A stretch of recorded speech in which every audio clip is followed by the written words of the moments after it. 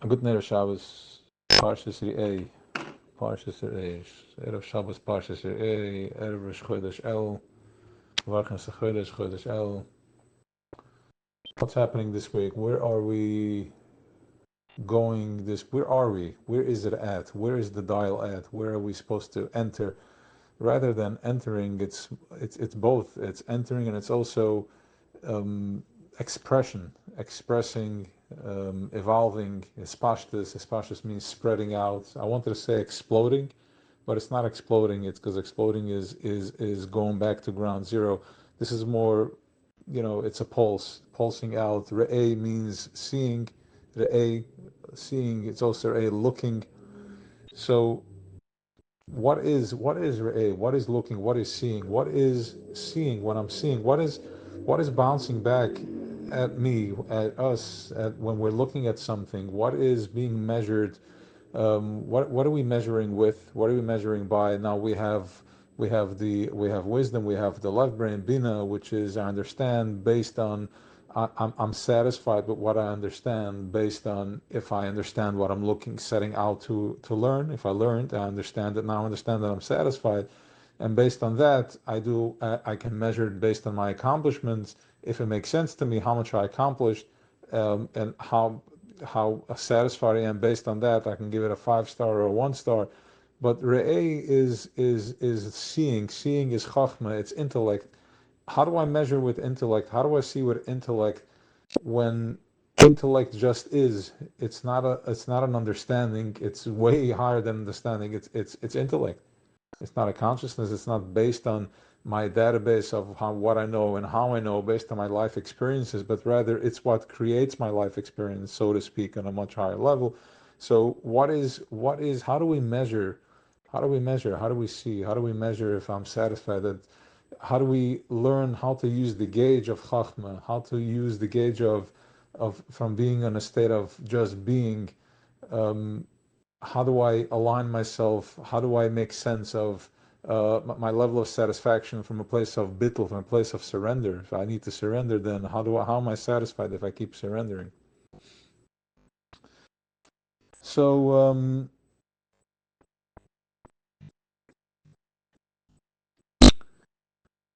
before the neshama enters in to this space, to the world, to this realm, this organism of the way it processes through blood and through feelings and through all types of separation. Um, it's fully present with its light. It's full of expression. It just is an expression. The neshama is an expression. It's an expression, and it's fully mindful of the expression. And as it starts entering and coming in, lowering into the lower realms, into making itself into Elam Asiya, it starts growing different resistance. Different walls are coming up us all around it. Different resistance and blockages are happening all around it, and to the point where we become the blockage. We become the keli. They're called kalim. They're called robots. We become the robot. We become the kalim, and we forget the level of neshama that is driving it from up above. In other words, the neshama doesn't really enter because the neshama has different levels. Nefesh, ruach, neshama, chai, yechida. The neshama never makes it really in here because it's detached from it. It has nothing to do in this world. But there's a string. There is a connection. There's different ways of how the neshama connects. There is a chevel, there is a chut, there is a string that's connected. There is through either via a vibration, Bluetooth, or some sort of a deeper connection, which whatever that means. So when a person, as we're entering in, and then there's a constant remembering, there's a remembrance of wanting something that's driving me, something that the ambitions of life and the drive, the motivations and my goals, they all come from ultimately being driven from my higher self, all the way up to the neshama and then some. That's directing me. But since I'm in Kalim, I can make a sharp left turn, but really the plane is going to the right. Right? If I turn to the right, it goes to the left, left to the right, because that's pretty much it's olam hafuch. So I'm trying to communicate with something that is not bichlal made out of the same vibration. So as I'm making a right turn up there, it's a left turn over here. It's steering me to the left, almost like a ship on the water. So ultimately,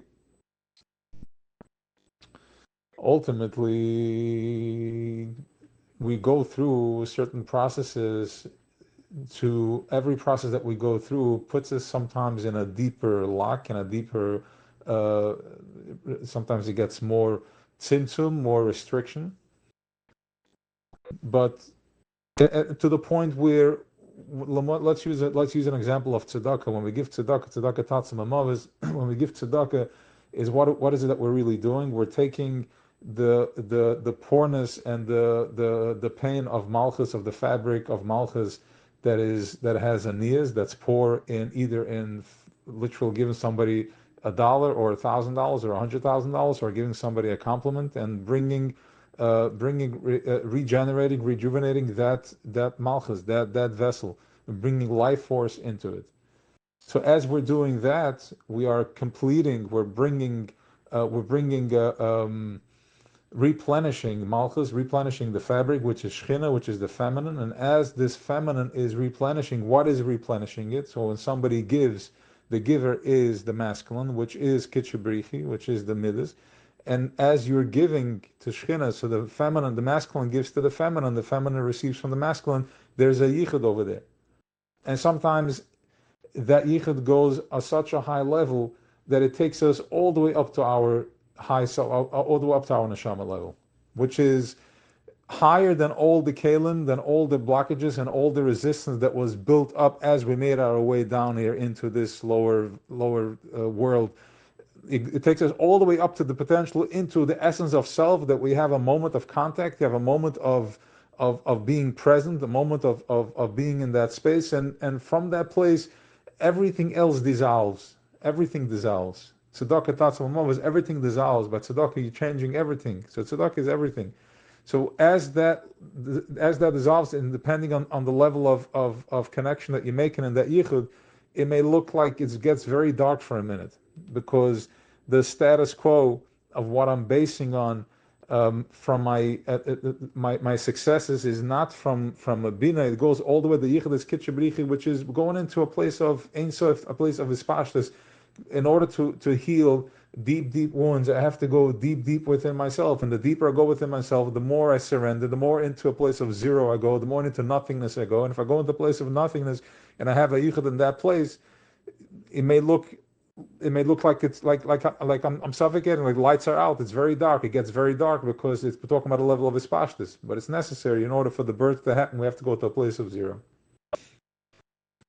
So how do we measure? How do we measure when we go into how does intellect measure? Intellect measures from that place, even when not even talking when we go into that place of nothingness. We're going into a place of intellect, a place of chachma, a place of riya. If you have the surrender, that's where it starts growing again. That's where there's a spashtus once again.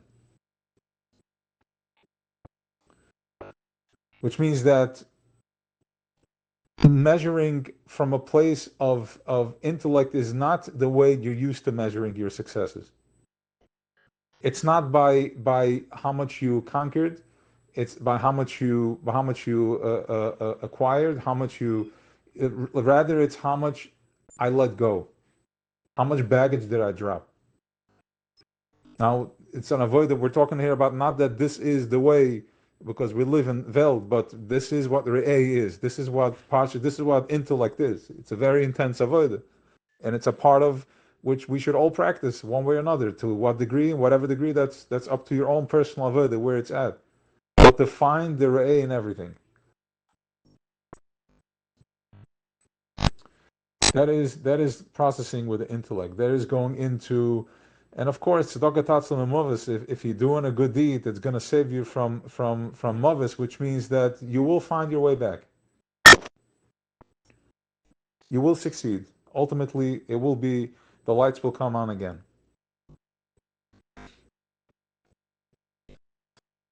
Then we have Re'eh. You have also Re'eh is in the Kri. You have the Kri and you have the Ksiv. The way it's written, the way you write Oyer is Aleph Vav Reish, and if you put Aleph and Reish, it's Oyer. It's also Oyer. So that's in the Kri. I can pronounce it Oyer even if the Vav is missing. And if you want to get technical, so you have the Aleph, which is the Aleph. If you split it up, is two Yuds. The top and the bottom is a Yud, and the centerpiece is a Vav. So you take the Vav from the center of the Aleph, and that turns into Oyer. That turns into Oyer, and then we have. If you have the two Yuds, the Yud is, what is the Yud? Yud is the Nakuda. The Nakuda is the center point of everything, the center point of the Tachas HaKavana, where you have this thing that created everything and is in everything, and it's being expressed in everything and in anything, and it's everywhere, and it has all the expressions and no expressions. But the centerpiece of that, the center razor laser beam coming out from the brain, from top machshava, that is the Yud. Yud, B'ni B'chor Yisrael. That's the Yud. So you have the Yud, you have the Aleph, which is Yud Vav Yud. You have the upside down Yud, and then going into the Dalet. The Hey is also a Dalet. If you remove the leg from the Hey, which is a Dalet, and then when you take the upside down Yud, you put it at the bottom, the leg of the Hey, it turns in. That's once again you have the Hey making a yichud with the Dalet. So I'm sorry, you have the Yud making a yichud with the Dalet, which is Dalet as Malchus, and the Yud is, we are carrying the letter Yud, which is the Nakuda, the centerpiece of creation. B'ni B'chor Yisrael, the centerpiece of creation, which is the Yud is Chachma. The letter Yud represents Chachma, and the Koitzer Shel Yud is the Keser. Yud Ke Vav Ke, which is the first letter of the Yud Ke Vav Ke, is Chachma, intellect. And the Koitzer Shel Yud, the piece on top of the Yud, that is the Keser, which goes into, there's a constant connection between the Keser and Chachma. And who has the koech and the authority, the foresight and the depth to be in a relationship with Chachma? Now there is many relationships with intellect, but the relationship that a yid has with Chachma is the relationship, has the power to go into such a place of surrender that it can see through any type of block, any type of bluff, and dissolve that from that place by going into your A, by going into seeing yourself. Seeing yourself. What does it mean, seeing yourself? I don't know, figure it out. What does it mean, seeing yourself? Seeing yourself. Being present with yourself. Is that easier said than done? Probably.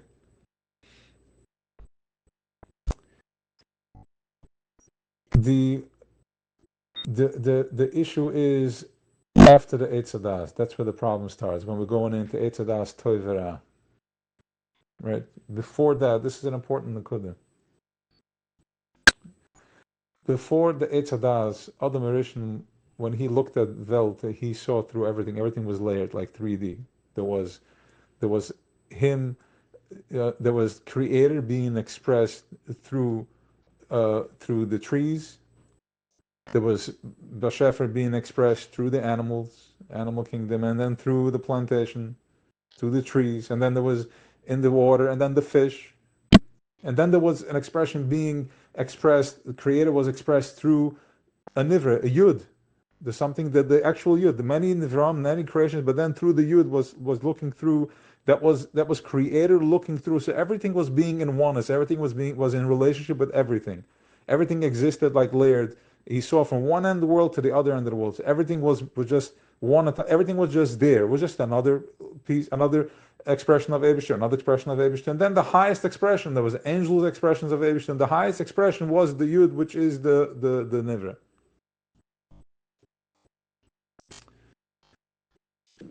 Adam was fully open. Adam, as in like man, we were fully open. We were just in oneness. There was just freedom. There was just full expression, evolution. And then comes the Eitz Hadas, the confusion, and all of a sudden, Adam starts feeling naked. What does it mean, feeling naked? Feeling naked is there was a certain bite is a certain nakedness, a certain shame of self. There was a deep, deep twist. There was a deep spin. There was a deep pinching right under the ribs.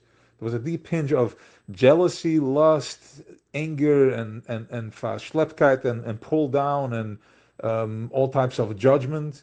That is what we're living in. That's the skin that we're living in. It's not who you are. That's not the yud. That is the kalim that we dropped into, which means that we're so deep in that process of kalim, so deep in the level of separation that our neshama is all the way up there, and we're literally just there is a needle point of connection. That's all you have that you're hanging on to, because it's a utter, the utter, the utter. It's a ray of a ray of a ray, like sun, and then a separation, a parsa, a separation, like almost like a rubber band, and the sun goes through that, a white see-through, rubber band, and then another one, and then another one. Good luck. Like we're literally like in clown world, in dream, walking around on a daze, like dreaming, fantasiering, fantasias, living in such a olam adimyan. Even most of the avodas that we're doing, and even avodas Hashem is just a dimyan, thinking on, davening and this that. It's all dimyanis, but it's okay because you have to open up. So how do we get out of this? How do we open up the clutches, the grip of this infected machine, this heaviness? And we can go through the process of my ancestors, my mommy, my tati, my system, the community, and all that. And that is mamash. It's at the bottom level. Or there's the radical forgiveness for this week, an extreme radical forgiveness, is to recognize that if I received ancestor trauma, a generational trauma, if I have generational trauma, which means that if I'm coming from my parents, which I took over their generational trauma, which they received from their generational trauma, which means that I am a product. My pain and my judgment is a product of the fruit of what tree I'm coming from, which means that is who I am. Sorry.